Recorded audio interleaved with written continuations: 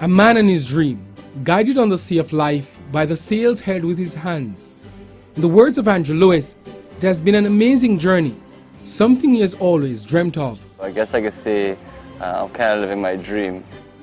A dream influenced largely by the achievements of Trinidad and Tobago's most decorated Olympian, Otto Boldon.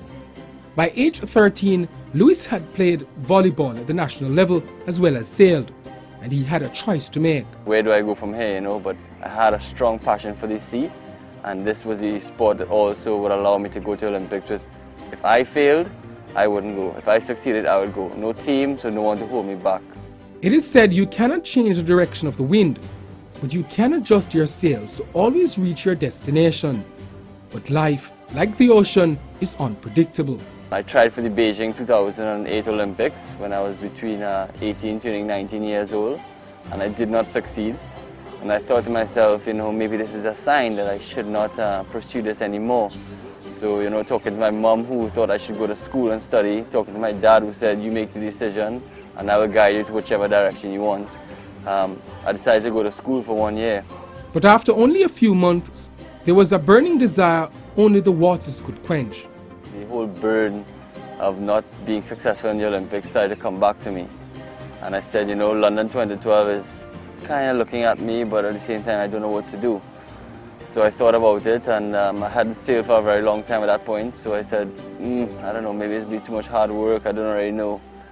And eventually I had a real honest thought to myself, what do I do from here, Where do I want to go with my life? The Olympics is something I always wanted to do. So I said to myself, Andrew, give it one more shot.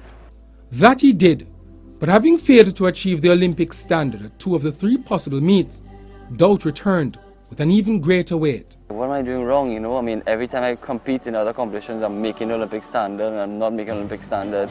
Every time I try to qualify. And I thought to myself, one more chance to go, and I had also taken up a big bank loan to fund this whole project of mine. Thought to myself, Andrew, you have a lot on your shoulders here, and you could really and truly do it. So I gave my whole heart, my whole soul, everything possible towards qualifying for London 2012. And in the end of May in 2012, I was able to qualify and get the spot for Trinidad and Tobago to go and compete in the laser class of the London 2012 Olympics. There he finished 37th from a field of 49. Achieving qualification for the Rio Olympics this time around was easier. The island boy chasing a dream had now become a man on a mission. But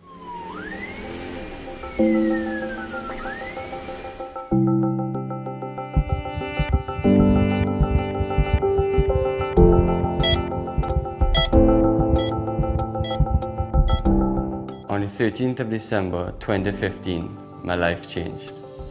I was in Rio de Janeiro, Brazil for training and racing, and one night my training partner and I decided we'd go out for dinner, and upon returning home from dinner we realized we forgot the house key inside of the apartment.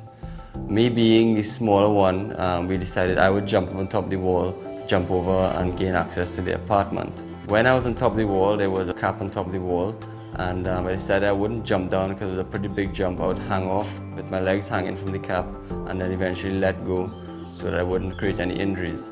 As I let go from the cap, the structure followed me, coming down on top of me, breaking my left leg, fibia and tibia, breaking my left ribs, puncturing my left lung, and breaking my face in pretty much every bone possible.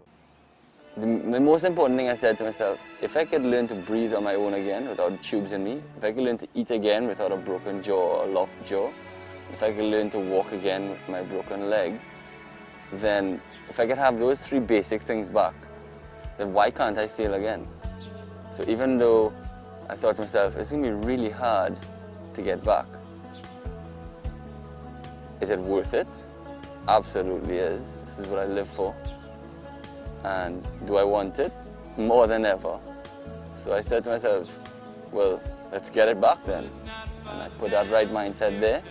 And there will be times where it's extremely painful.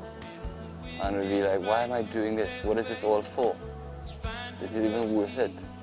But it's like a storm. It doesn't last forever. Eventually the storm ends and the right mindset kicks back in. and you continue to press and pursue and dream and believe. And I think that's what's got me to where I am right now. If Andrew Lewis goes to Rio and makes the least amount of mistakes possible, he could be a medal contender. And I sit here right now saying that the conditions that Rio is supposed to have, I am a very favorable medal contender.